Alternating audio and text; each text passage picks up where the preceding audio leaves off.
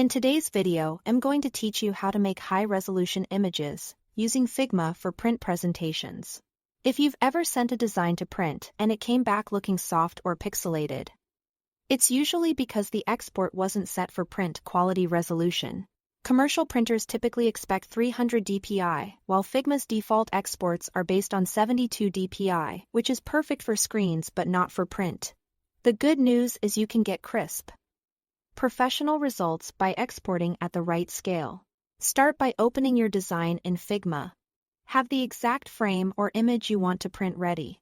Frames are great because they capture a whole layout with consistent margins and positioning. When you are ready, click to select that frame or the specific image layer. You'll know it's selected if you can see its blue outline and details in the right-hand panel. Look over to the right-hand design panel and scroll to the export section. If you don't see export, make sure an object is selected. This is where we'll tell Figma to upscale the output so it matches print standards. By default, you'll see a size option like 1x.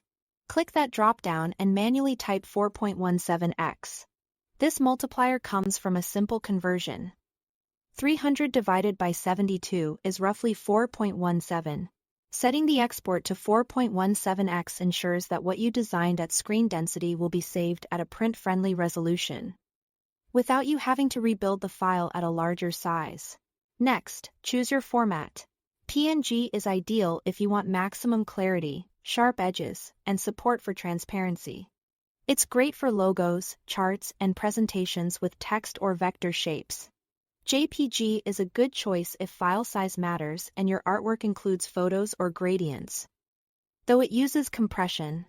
Either will export from Figma in RGB color.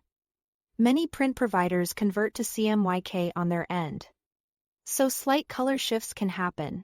If color fidelity is critical, it's a good idea to ask your printer for guidance on profiles and proofs.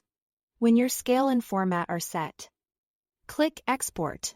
Figma will generate a high-resolution file at 4.17 times your original design size, which corresponds to 300 dpi output. As a tip, it helps to confirm that your frame's dimensions make sense for the final print size. That's it. Thanks for watching.